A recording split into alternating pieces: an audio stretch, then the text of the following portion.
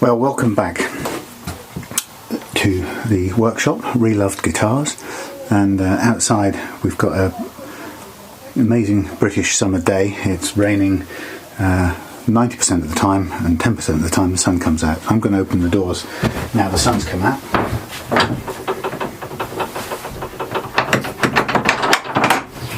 But of course,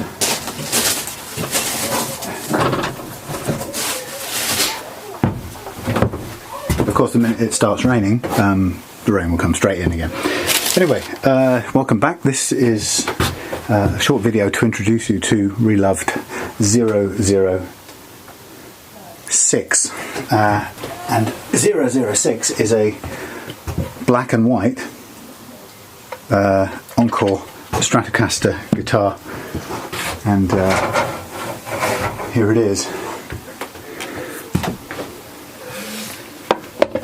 And I'll show you a little bit more detail there. You can zoom in. Can't zoom in, it's a GoPro camera, don't fool yourself. So basically,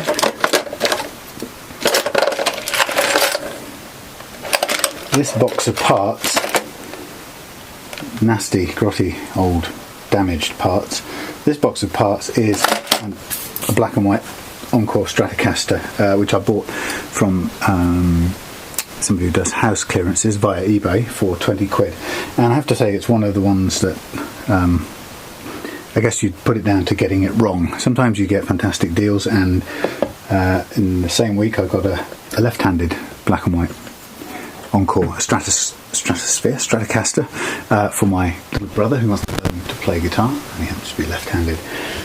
So I got a great one, brilliant quality for him, and I got that for, I think, similar kind of money. So you sometimes win, you sometimes get shafted. And in a sense, this isn't even really shafted. This is a really dirty, grotty old guitar, but underneath it all, it's basically sound. A couple of interesting things I noticed. I mean, it was so dirty and horrible that the action, I think, was about over a centimetre. He was sending me messages. Hugely high action, unplayable. I think it had been sat in a garage or something for probably about 10 years, so it was covered in a layer of grime. And taking it apart, as I've shown you, the bridge, the saddles are, you probably won't be able to see very well, but the saddles are actually rusted in place here, and I'm going to have to cut this off with a hacksaw or a very strong pair of pliers, and find another one from somewhere. I'll probably have to buy one in before this will work again.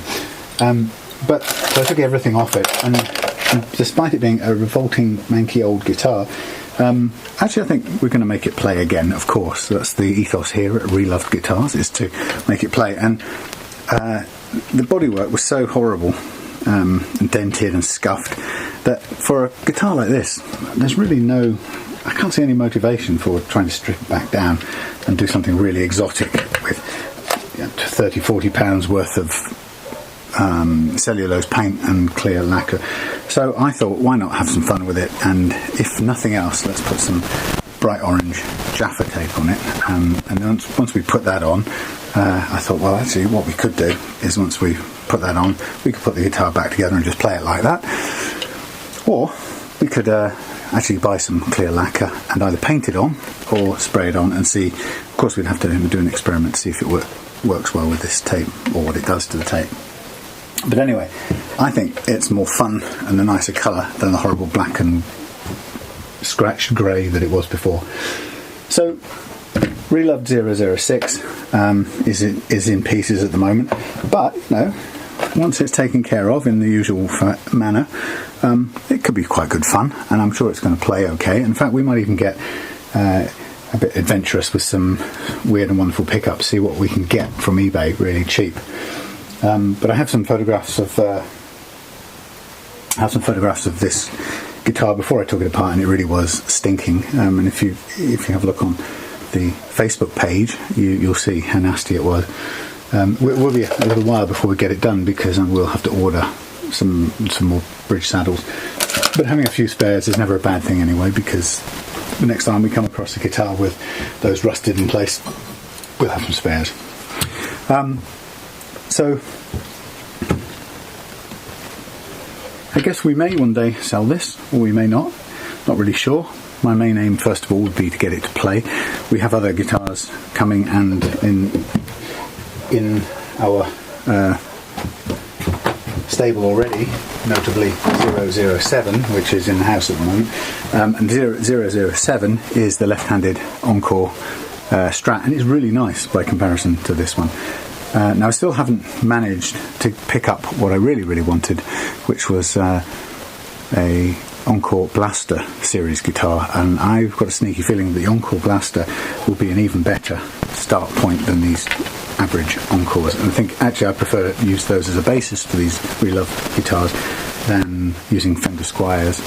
I'm not really massively impressed with the Fender Squiers anyway. I think they're just a little bit, I don't know, a little bit forgettable in some ways. I really love the slightly upmarket vintage brand that comes from the same design house as these. So this is the plain basic Encore range. The vintage range is the top of the range thing, and they are, as you've probably heard me say a few times already, they're fantastic guitars for the money. In fact, they'd be fantastic guitars for twice the money, which is that's a pretty standard verdict on the vintage range. And then in between there's the Encore Blaster, and I'm annoyed because this week I missed a couple of fantastic bargains on Encore Blasters, which because it was at the end of the month and the wrong side of payday, I wasn't able to take advantage of. On the good side, we've sold 3 out of our first 4 guitars, the Reloved guitars, and what I really like about it is the fact that they're selling, it appears, to people of what I would guess would be 40s and possibly above, and that means people who are willing to spend a little bit extra. They could get a dirt cheap guitar on eBay, but they don't really have any idea of what they're getting. And I'm really pleased that the video work that we're doing and the professional quality setup that we're doing, the time we're putting into these guitars, is encouraging people to buy. It's making them feel confident in what we've done, and they're buying. So 3 out of the first 4 sold already, and in our stable at the moment we've got probably, as I say, we're up to 007, which is my brother's left-handed one. And if we go on naming everyone with a serial number, then I presume this little fella here that I've been playing around with a lump of oak from the office where I work in London, and a leftover neck from my stepson's project. That's probably going to be 008. Why not? Anyway, so I've got quite a bit to do, and unfortunately not enough time to do it in, because tomorrow, Saturday, I have to go and deliver a kitten to my dad's in Coventry.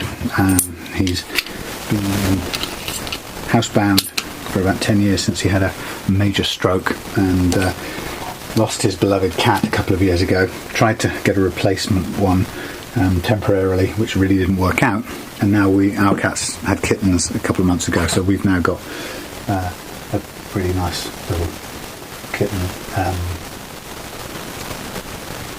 Just noticing something, a nice little kitten that we're taking up tomorrow, a little black one. One of the things I did notice about this guitar, which was interesting, since I had an accident with my own my favourite blue vintage guitar the other day, and the accident, when it fell over in the garden, split the fingerboard away from the neck, and I had to glue and clamp it all back together again. And I learned very quickly there that when you do that, you're not in factory conditions, or you don't have the jigs to do it properly, and so you do it the best you can, but you always end up with a little overhang between the neck and the fingerboard. You never get it quite right. Now, when I took the neck off this today and had a good look at it and a feel of it, I noticed the same lip on both sides of this in different places, and what it told me straight away is that this fingerboard has also at some point come away from this maple neck. Now it's clearly glued back down, and what I've now done, I'm not sure if you can see, but I've sanded it flush again, because it's quite annoying. Your hand is very sensitive when you're playing, and you don't want this little edge all the way up and down here to kind of impinge on your consciousness.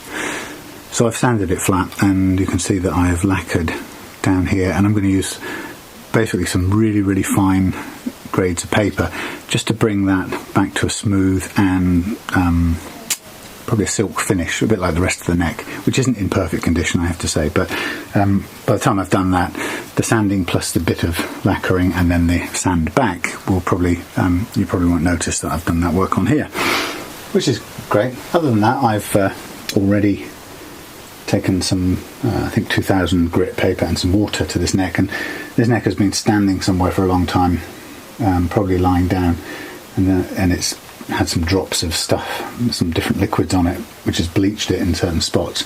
So cleaning it up hasn't taken that away, but it's got rid of a load of the gunge. And I think when we're all finished, when we oil this up a little bit, I think it will look fairly good.